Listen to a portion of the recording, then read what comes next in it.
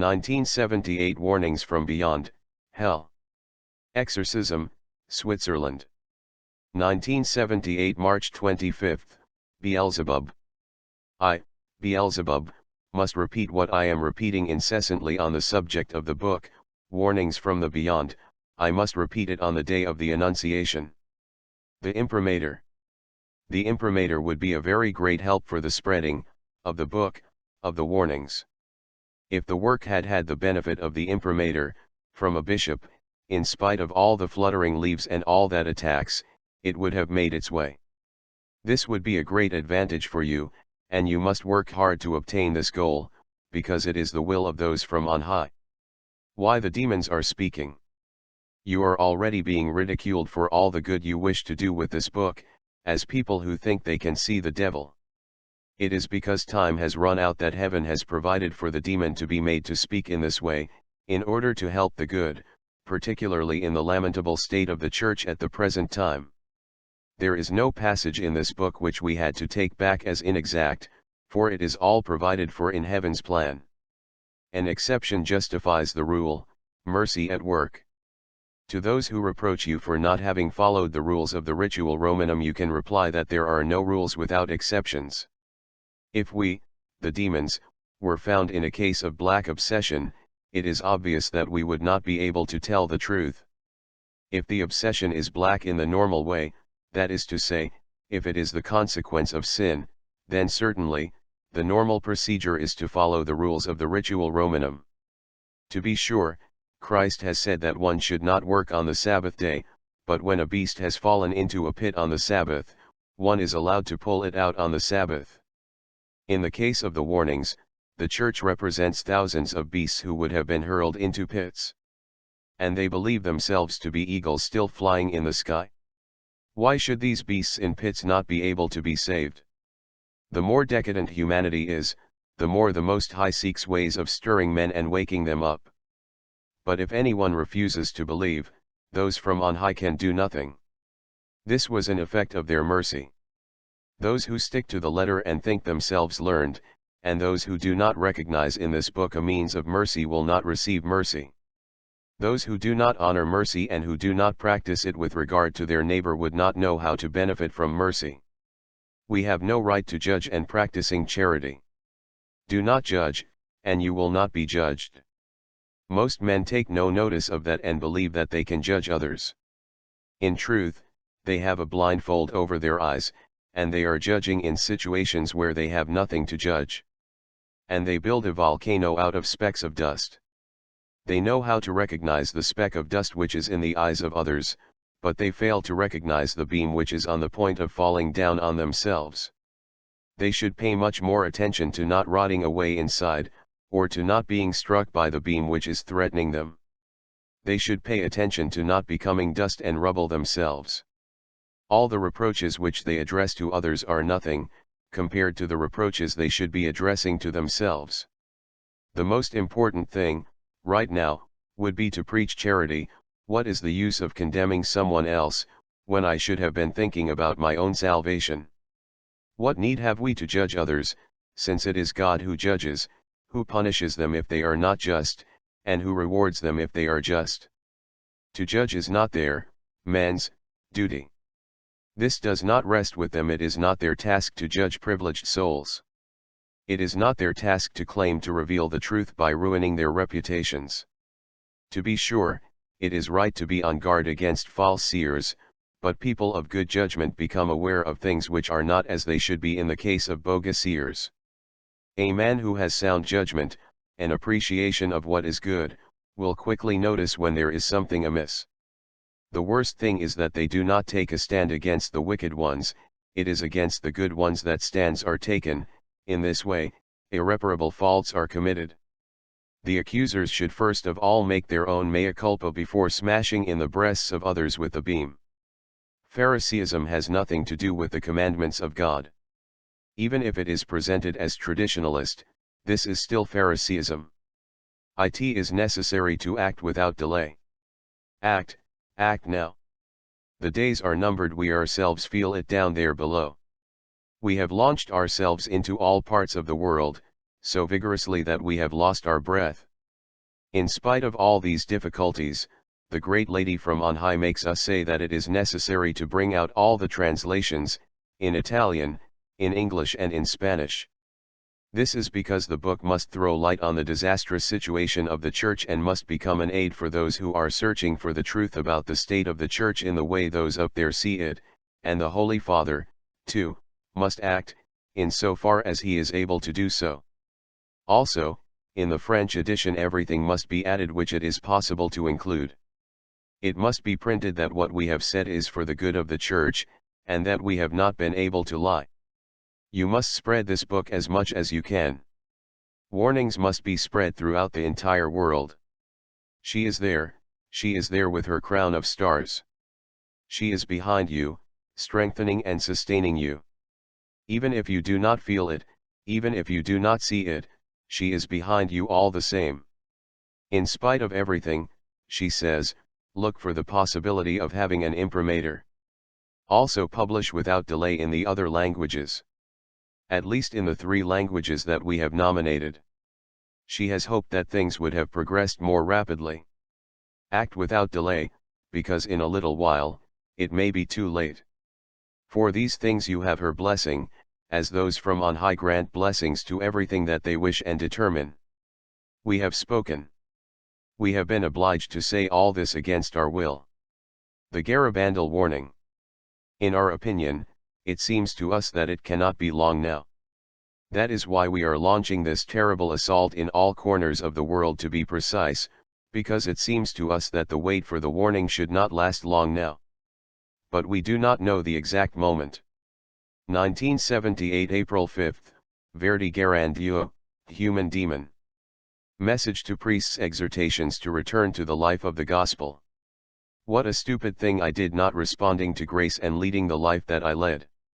Why did I let myself go that way? Why? Why did I agree to being admitted to the priesthood, this very heavy responsibility, since I was not equal to it if I was not prepared to take the trouble to lift myself up to the heights of this great ideal? Why did I give bad example as thousands and thousands of priests do today, by not acting in accordance with my priesthood? Why didn't I teach the catechism as I should have done? I spent my time looking at the women's dresses, rather than in observing the commandments of God. The truth of it is, I was neither hot nor cold, I was lukewarm, and the Lord vomited me from his mouth. In my youth, I was still good, I still responded to grace. It was later that I became lukewarm. It was when I entered onto the wide and easy road of pleasure and abandoned the narrow road of virtue, by not responding to grace anymore, and from then on, I fell lower and lower. At the beginning, I used to still confess my sins, I wanted to change myself, but I did not succeed because I no longer knew how to pray adequately. I did not respond to grace because of this tepidity, I went further down to the stage of coldness. Between this tepidity and coldness, there is only the distance of an onion skin. If I had been warm and ardent, I would not have known this wretched destiny. If the priests of our time do not pull themselves together, well, they will experience the same fate that I have. At the present time, there are thousands, tens of thousands of priests in the world who are like me, who give bad example, who are lukewarm and who no longer respond to God's grace. All, if they do not change themselves, will have a destiny no better than that which I, Verdi Garandieu, have had. What a destiny for me in hell! If, at least, I had not been born. If I were able to come back to life again. How I would love to return to earth in order to live a better life. How I would love to spend my nights and my days on my knees, in prayer, calling on the Most High. I would invoke the angels and saints of heaven, in order for them to help me to leave the road to perdition, but I can no longer go back, I am condemned. Alas, the priests do not know what it is to be condemned to hell, and what hell is. At the present time, nearly everyone on earth takes the line of least resistance. They want to enjoy the pleasures of life. They are convinced that practicing humanism, as they call it, being of the mentality of their time, is something that is now established forever. Bishops, cardinals, and abbots give an example that is no better than that given by their subordinates. Do they live according to the simplicity that Christ used to practice in his meals and the kind of food he ate? As the Gospel says, Jesus Christ did indeed participate in banquets, to which he was invited by various people, but at these meals, he did not eat very much. And if he did eat a little during the course of these banquets, it must also be stressed that, many times, he chose to suffer from hunger. The Holy Family and the Apostles too, fasted a great deal. Otherwise, they would not have received all the graces with which they were blessed. And yet, Jesus did not need to acquire grace, since he was himself the author of grace, but he wanted to give an example, to his apostles certainly, but also to all the cardinals, bishops and priests of all the centuries. But what good was that, since in our time cardinals, bishops, and priests sit down to their meals in luxurious surroundings and enjoy delicious dishes? They go so far as to ruin their health in following this way of life, but they imagine that this befits their position as bishop, cardinal or provincial. Poor cooks, who imagine that because they are serving bishops or important people, they must present complicated things on the table. They imagine, poor souls, that it would be a disgrace for them if they were not able to bring all these dishes to the table. They forget that by doing this, they are not helping the bishops to imitate Christ any more than the priests do. It would be better if these cooks could tell such personages that Christ, too, used to be alive, and that he lived much more simply. Those from on high value whatever is in accordance with the imitation of Jesus Christ, and what is being done at the present time is completely contrary to the imitation of Jesus Christ. Many live in refinement, luxury, and abundance, to the point of excess, to the point even of sinfulness. Sin has often had its beginnings at the table. Sinning begins there where a certain asceticism should be practiced, but this asceticism is rejected. The rejection of the spirit of sacrifice is not the sin, but the open door to sin through which it can enter. It is this lack of asceticism that slowly leads to sin. Between the two there is only an onion skin. If the priest does not follow the teachings of the Church, it is we who come along to pull him by the end of his robe in order to lead him onto our path. It is only a little end of his robe that we take hold of, just for a moment, but with the hope of carrying off the whole habit. For a long time, I fully intended to become a good priest, but it must be mentioned that priests are attacked by us, demons, much more than the lay people are. Certainly, the lay people are also in danger, especially those who are doing their utmost to be among the just and those who have an important responsibility. But since the priest has a very great power for blessing, we give preference to attacking the priest first of all. As far as I was concerned, I used to remember that I was a priest and, at the beginning, I used to exercise my priesthood responsibly. And then, as time went by, I found that monotonous and, forgetting prayer, I also forgot about celibacy. I cut out prayer, firstly because I believed I was too busy, and then I used to take it up again occasionally, and then, finally, I abandoned it altogether. I used to think that those long prayers in the breviary were tedious and useless and, in the end, I lost the taste for prayer. When I cut out the breviary, I fell into the sin of impurity, and from that moment on, I had no more taste for saying the Mass. This was a chain reaction. When I fell into impurity, this was the chain reaction. I no longer said the Mass devoutly because I was no longer in the state of grace. In this condition, the reading of the Bible and of the Gospel, in particular, and also the sight of God's commandments, became a reproach to me. There was a warning for me in that, and because I paid no attention to the warning, I resolved not to teach the children as it should have been my duty to teach them. How could I have been able to teach them about good, if I myself was not practicing it? But those who, today, call themselves humanists and modernists, know all that just as well as I do. How could they impose on lay people and children, things that they themselves do not believe and do not practice? How could they bear teaching them as they should, knowing that their teaching is not in accord with their interior life, and that they would therefore be telling enormous lies? Within many, in these times, the heart has become like an abyss of death. There are many more than one would think, who find themselves in this state. They are rotten apples. How could a rotten apple give off a good smell? It is only a priest who strives to attain virtue, who can touch souls and give them what they need. If priests were to give an example of virtue, in particular to the young, we would have a world completely different from the one we know. You would have a world 1,000 times and more better than the one you have at the present time. How can you want to spread good if you do not have it in you? How can I speak of the Holy Spirit, if I myself am happy not to listen to him? How can one point out the road to follow, when one has left it himself? It is a much deeper tragedy than you can imagine. The tragedy is that it is at the very moment when the priest leaves the road of virtue, that he is tempted to draw many souls after him. This begins with the holy sacrifice of the Mass, which is said from beginning to end without any taste for it. Consequently, no personal benefit is received from it.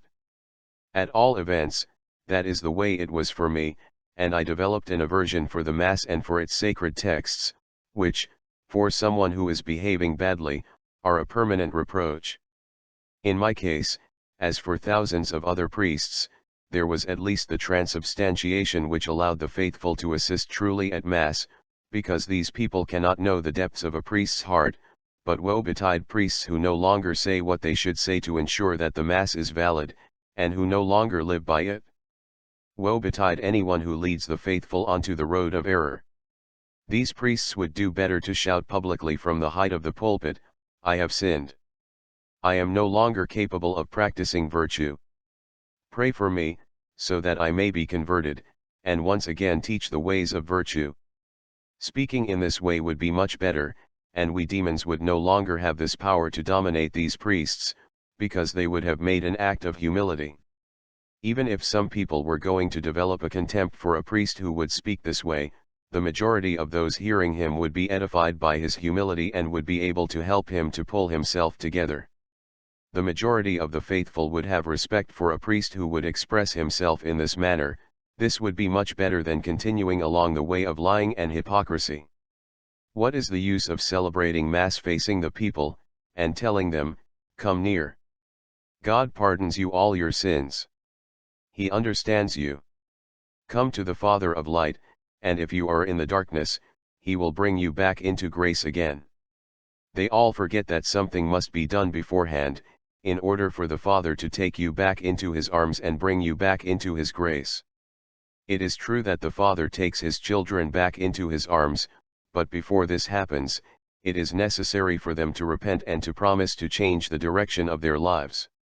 It is necessary to avoid the roads that lead to perdition. The priest ought to think, "I must begin with myself." That would be the only way to be a model for each one, and to be able to preach the teaching of the Holy Spirit and of Jesus Christ to the whole community. That would also be the mission which the Most High considers that I should preach and carry out among the people. Much too much is said about the love of neighbor, while forgetting that this love results from the love which one has for God. How can one speak of loving one's neighbor, of drawing nearer to one another, if one forgets the first commandment, the principal commandment: "You must love God with all your heart, with all your soul, with all your strength." The directive to love your neighbor comes only in second place. If the priest were to first of all make peace with those from on high, love of neighbor would immediately start to flow out. It is the Freemasonic masquerade which says, it is necessary to love each other, to help each other, to support each other. But where does all that lead to? Even if one speaks of charity, or of forgiving, or of mutual support, see the result, should this only be the number of present-day suicides. It is true that there is a commandment to love your neighbor as yourself, but that comes after the one to honor and adore God first of all. It is necessary to begin at the very beginning of this commandment, and to love God first, which in fact, includes love of neighbor. It is in the first part that the whole commandment is found. If one were to love God truly, one would not talk incessantly about loving one's neighbor, supporting him, helping him. But nothing like that actually happens. They chatter away about it all the time, in the parish rooms, at the bishops' conferences, and even in Rome. They chatter away, they discuss, they decide something, they forget about it, they want to accept everything in a way which those from on high do not agree with. Those from on high are not only mercy, they are also justice, and I, Verdi Garandieu, know what I'm talking about. If I had exercised virtue, prayed, done penance, I would not have learned the hard way what I now know. I would have been obliged to ask for crosses in order to help my sheep to sanctify themselves and also to sanctify myself, but I forgot to ask for those things. In our times, the majority of priests forget that it is necessary to put into practice the way of the cross, to make self-sacrifices, to pray for others, to forget about oneself. In our times, it should be proclaimed, from the height of the pulpits, to our faithful, that they must do penance to make reparation for and to raise up from the gutter all those who are wallowing there at the present time. This would be a way of practicing charity in its true sense. All that, to be sure, has its importance, but it all sinks into the dust, more especially as God Himself has promised to give us what we need to live, particularly in our era where material things are dispensed in a remarkably organized way. That is why they must not be the main goal of our charity, but the means which allow us to have access to the other, that of God. Certainly, it is necessary to help him who is in need, but to proceed from that to overrating it to the point of thrusting aside duty towards God is too much. It would be much preferable to give one's attention from the height of the pulpit, to leading the people, to pray for so and so who finds himself in great spiritual difficulty, and therefore in great danger, to ask them to light a blessed candle, or to make use of the cross of the dead and of holy water, not forgetting the rosary in order to bring help from afar to this person. All that brings blessings even when it is done by lay people, it flourishes in discretion and silence. And we, demons, when confronted by such things, have to withdraw our involvement in the affair. Men should be reminded from the height of the pulpit, that it is necessary to take religion seriously, to sacrifice themselves for each other in order to keep up perseverance in each one's heart, and thus to keep men on the path of virtue. The lay people should also be told that they must pray for the members of the clergy and for all their responsibilities, in order that they may be preserved in the service of God and not fall into the traps of the demon. They must pray for the priests to guide the faithful well. I, too, am a priest, and it is for that reason I suffer terribly in hell because of the mark of my consecration. The priests should also ask the faithful, from the height of the pulpit, to pray for themselves, because they should make it known to the faithful that the demons are attacking them much more strongly than they believe. They should pray for the priests in order that they may persevere in their ministry and in the right direction until the hour of their death. It is necessary also for the lay people to pray for each other, in order that they may continue on the road of virtue and of everything that is good, not just occasionally, but all of the time. It is the tragedy of thousands and thousands of priests and lay people that they have grown like tender weeds. Without warning, at the moment of temptation, they are trampled on by the demon, as Jesus Christ has pointed out to us in the Gospel, because they lack either sun or water, or because the sun has scorched them. This happens more and more as the lay people of our time are turned away from the right road by the priests themselves, who tell them that what used to be done previously has today been cast aside. Among them all, priests and lay people, there used to be some who practiced great virtue, then suddenly, they have wilted because they were not rooted sufficiently deeply in the good earth. It is I, Verdi Garandieu, who am telling you that it is necessary to pray constantly so that priests and lay people may continue in perseverance. It is necessary for priests in particular to know that it must be announced from the height of the pulpit, that prayer is more and more essential in our days. It is necessary to recall that perseverance along the road of the cross is the law of happiness, because he who knows how to bear trials is placing himself on the road to heaven. In particular, people who are poor must be told that they have to be content to bear their misfortune because it is later on that they will be profoundly happy in heaven. Even if the poor have to bear privations, these are, all things considered, still a long way away from the fastings and sacrifices which were accepted by, for example, the cure of Ars, and other great saints, right up to the very end of their lives. It is necessary to tell the poor that they should thank the Lord for the lot in which He has placed them, because acceptance of poverty can help them to imitate Jesus Christ more. Thank the good God, because in accordance with the kind of poverty that you also have much less time when you could be succumbing to temptations, since it is necessary for you to work all the time. Those who are endowed with a large family, and who, as a consequence, have much to do to educate and feed them, must thank the good God 3 times a day, because in these circumstances, they have every chance of escaping from the pleasures of the world and of preparing themselves better for the kingdom of heaven where their place is reserved. When the 4th child comes into some families, then there is a drama both for the people around and for the family itself. What is to be done?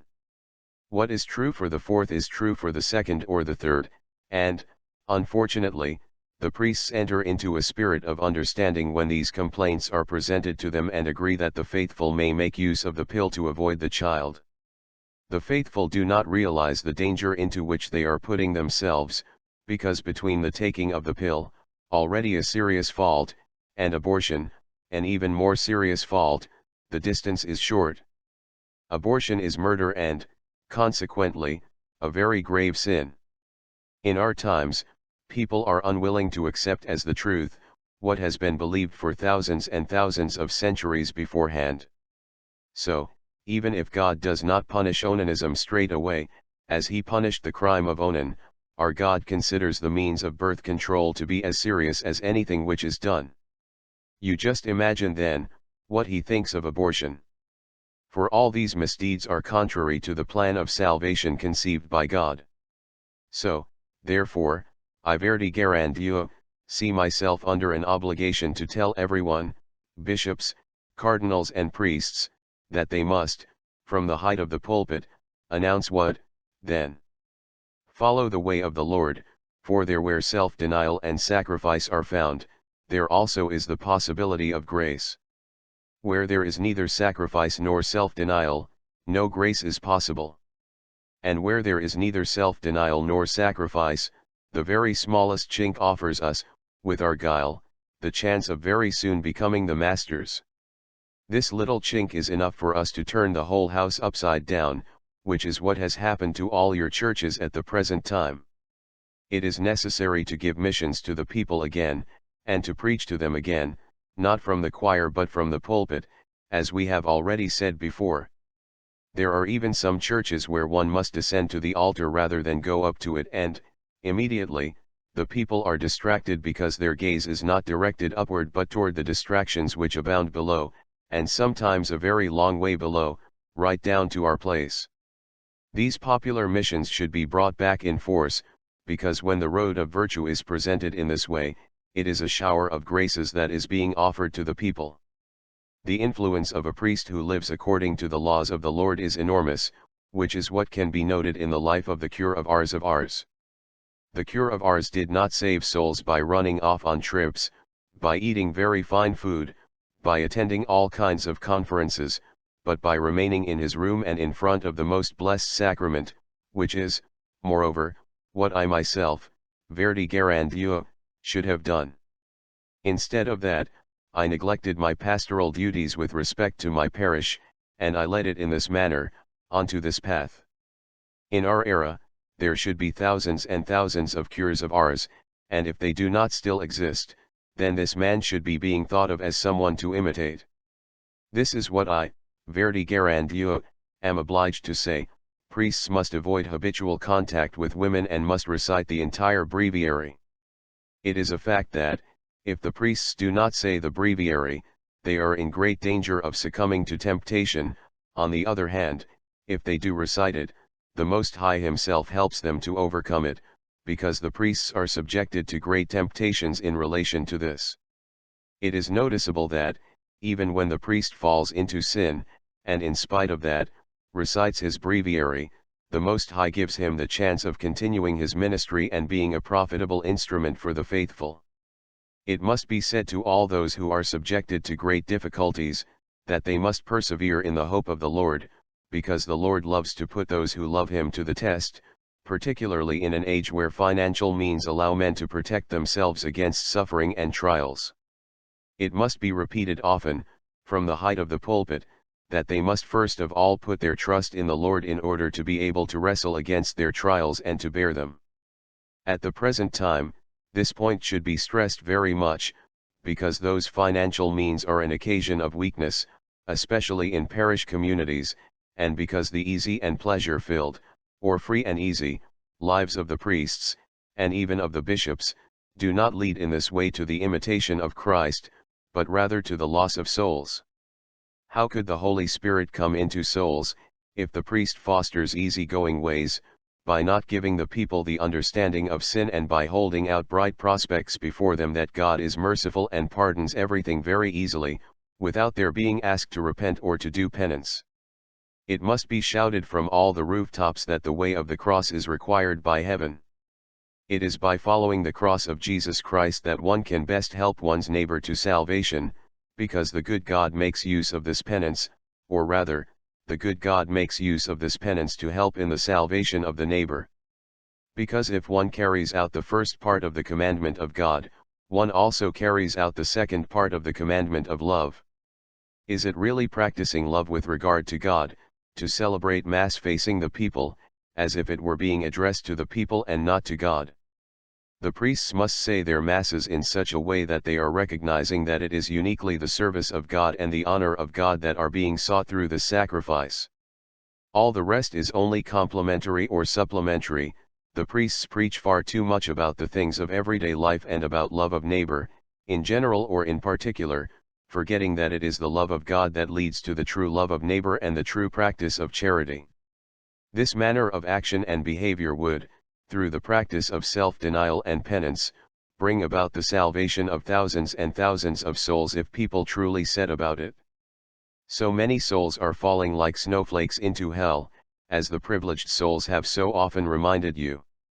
If the bishops and priests persist in maintaining this disastrous situation, thousands and thousands of churches will no longer be the church, which situation has begun to happen even now.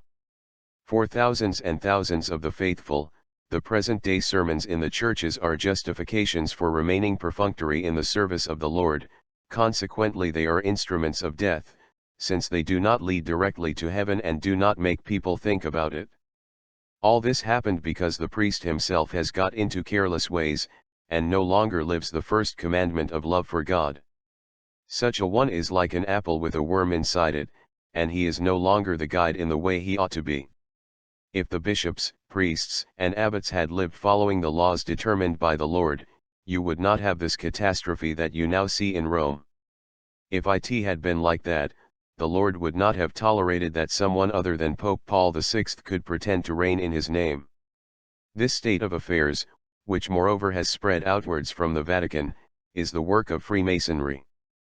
But if, everywhere in the world, millions of faithful had united through religious exercises to pray and do penance, and at the same time ask the Lord to bring us out from this situation, heaven would have prevented, would not have allowed this catastrophe to happen. If there had been crusades of prayer, Rome would still be Rome. I have to say this too, I must say to thousands and thousands of present-day priests that women can become their downfall, and that this would not happen if they were to arm themselves with prayer. If the priests were to take up their breviary and to nourish themselves on the doctrine of the doctors of the Church, who, as a result of prayer, have such great knowledge of men, things would go differently for them, whereas, if they do not do this, they belong among those thousands and thousands of priests who today are living in mortal sin. Thousands of priests are living outside the state of grace, and they no longer say their breviary just as I myself used to act. If only, at the very least, I had called on my guardian angel to help me, but no, I rejected every means which would have allowed me to pull myself together, and in following this way of life, I indeed neglected to teach the young people, and yet I was not nearly as bad as what is happening today with the priests and the young people. This warning should be a light for the priests who are on the way to perdition. Formerly there were still many priests who were watchful, for their own sanctification, but today they have adopted the wide road that is, at the same time, the road to perdition.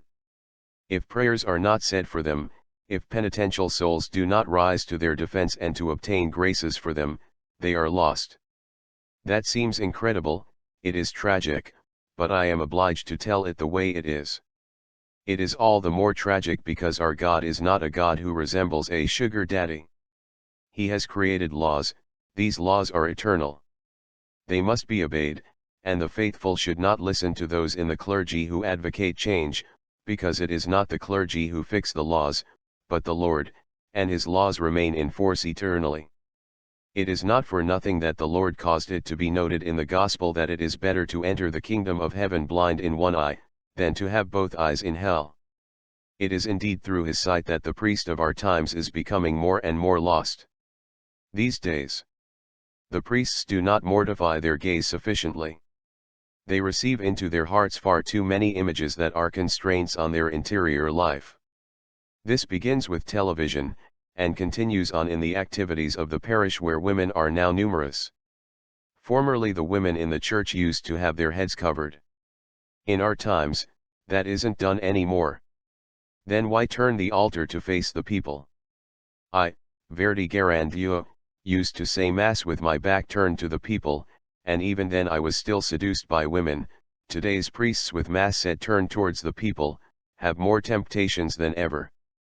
It is not for nothing that the Lord, in the Gospel, has said that it is better to enter into the kingdom, blind in one eye, or with only one hand, or only one foot, than to enter the terrible torment of hell with both eyes, both hands, and both feet. Could the priests believe that the Gospel has lost its value today, and they can change it about to suit their taste? Could they believe that the Lord Jesus spoke only for the men in whose presence he gave his message?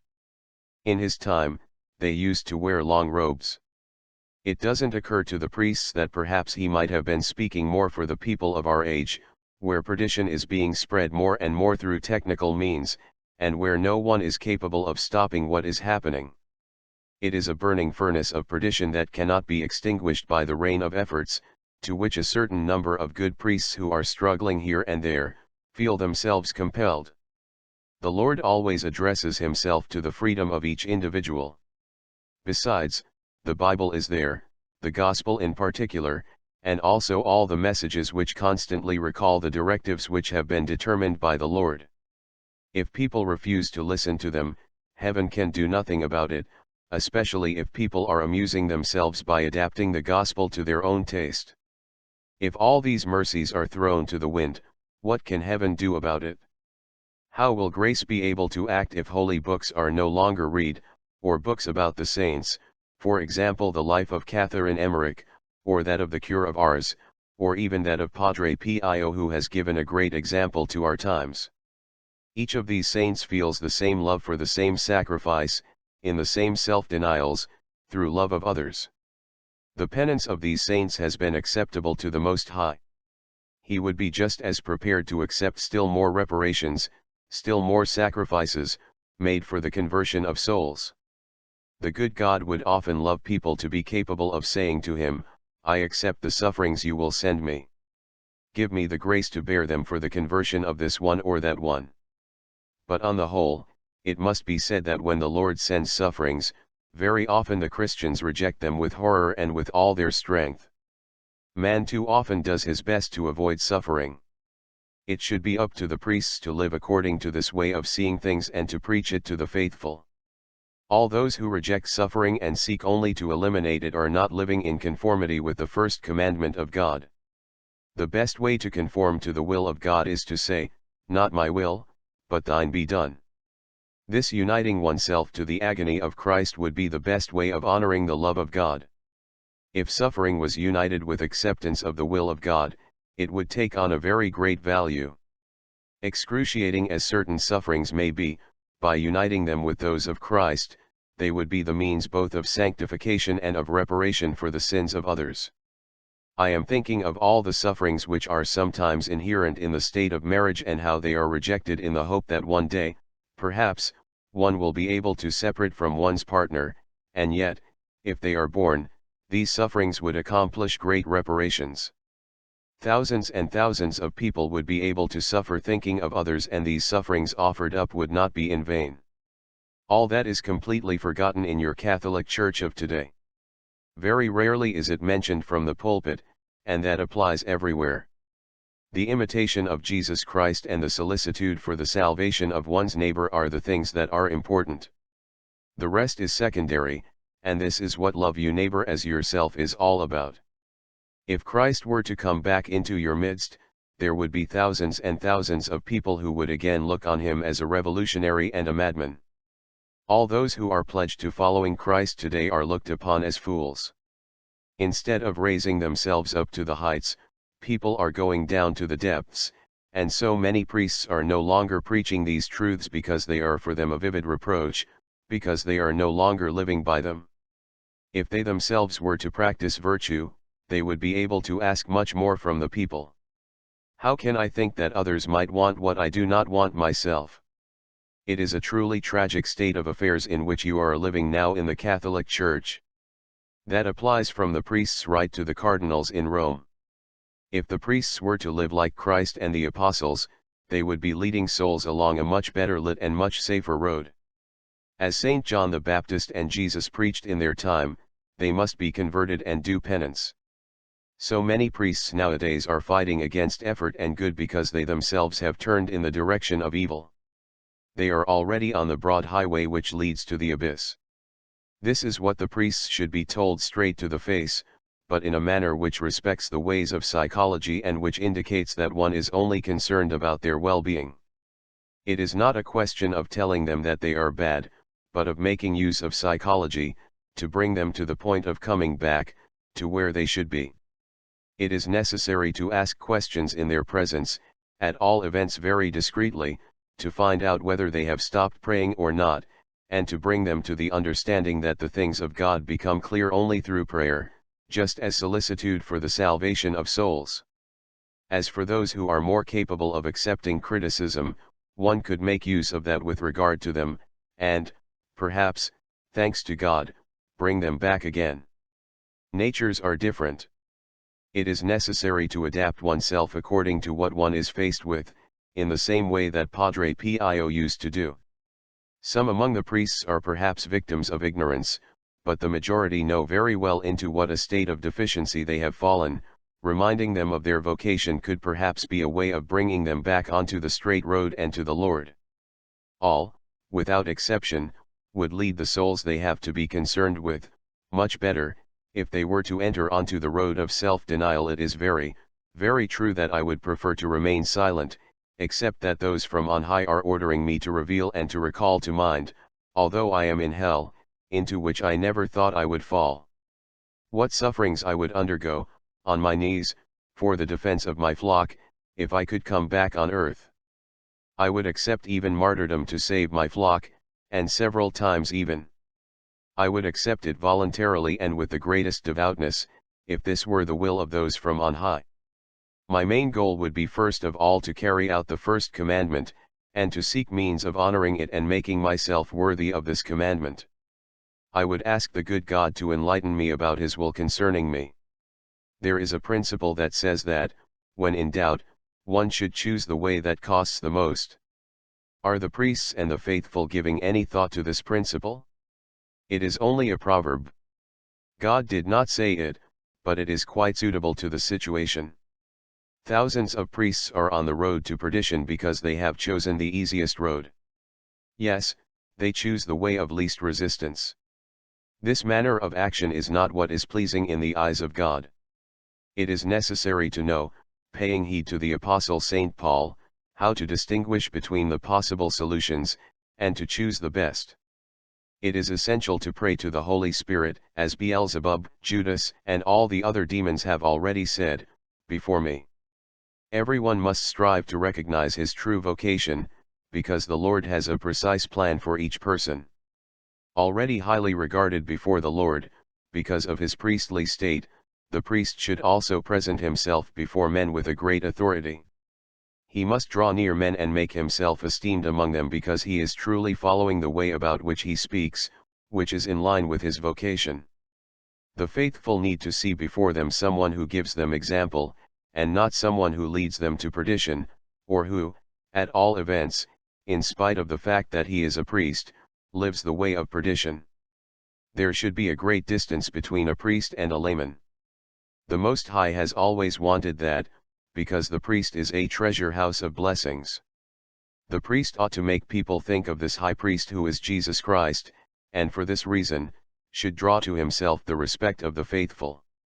Throughout his life he must remember untiringly, what a great majesty the divinity represents, and he must believe that we have the duty to adore it and to live it as it commands. It is something which should be taught from earliest years. Children, even the very young, must be led into the churches in such a way that, when passing in front of the tabernacle, they get into the habit of genuflecting with the greatest devotion. They must be helped to adore the most blessed sacrament, by saying prayers such as this one, "Praised and adored be the most blessed sacrament of the altar." The children should then be invited to invoke the holy angels so that they can help them to praise the divine majesty and the grandeur of the most holy Trinity in the highest heavens. What does a church stand for which is no longer capable of raising hearts towards the most holy Trinity? What does a church stand for which no longer presents God as being above men in every way, which no longer points out the sublimity of the most holy Trinity, which no longer recalls that it is absolutely essential to be pleasing to the Almighty in heaven? If the priests don't do this anymore, at least the parents should be doing it as far as their own children are concerned. One must never cease making it known that God must be adored, even if all around one, the state of souls is very bad and very distressing. It should be known that, when suffering is accepted, it is necessary to thank God for the triumph which He will know how to extract for us from this difficulty. The Lord should be thanked on one's knees, for the sufferings that He sends to us in order to make us better and to lead us on the way of virtue. Those who flee from difficulties and sufferings are doomed to lose virtue. In past centuries, there were always priests who were at the heights of their vocation. But, in our times too, there are some who are living the same way, in very humble circumstances, because they carry the peace of the Lord in their hearts. They surpass everyone on earth. What use is it if a man gains the universe, but ends up losing his soul? I, Verdi Garandieu, have to say that our era is very badly enlightened on this subject.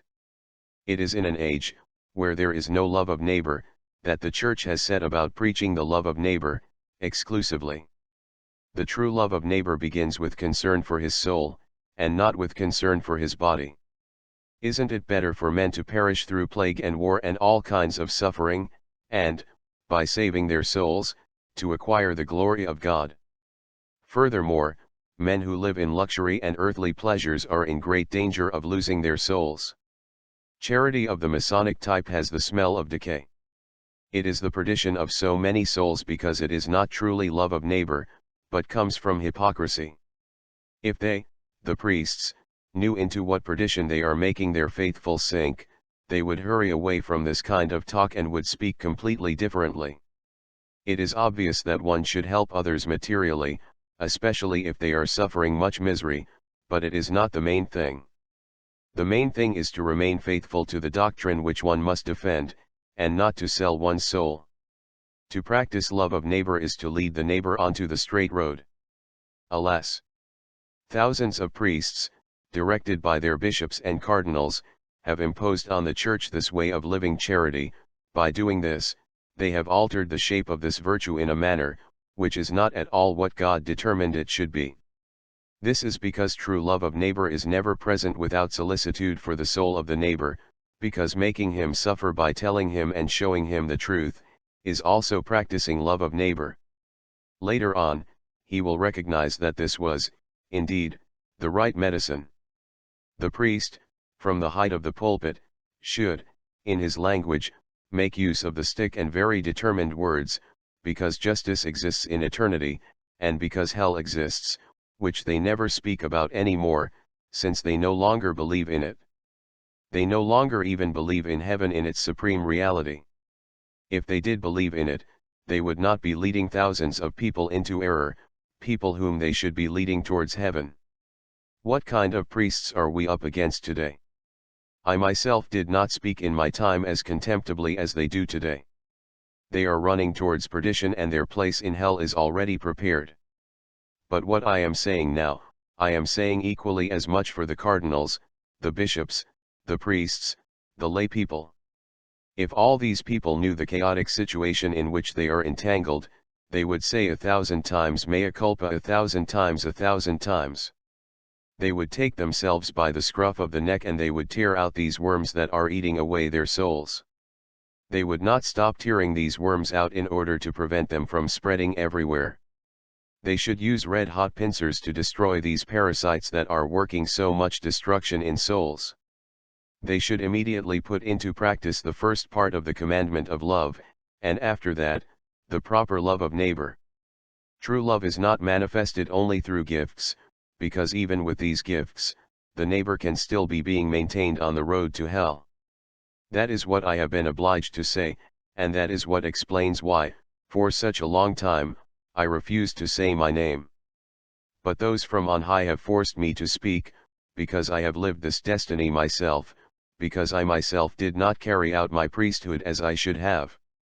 The difficulties of the sixth commandment, I must say this, together with luxury, have become the means of perdition for many priests. If they were to recognize this immense tragedy, they would sacrifice themselves to the last drop of their blood. They would have an immense sorrow for everything which has happened, and they would go right back to square one. They would call to their rescue all the saints and angels, so that they could help them to find the true road again, because in the eternity of hell the fire is continuous, and the worm eats away at your soul forever. This immense pain, this horrible tragedy of hell, lasts for eternity, and I, Verdi Garandieu, am forced to say these things. 1978 May 1st, Alida. All would be completely destroyed in the Vatican if it were not for the presence of the true Pope. Yes.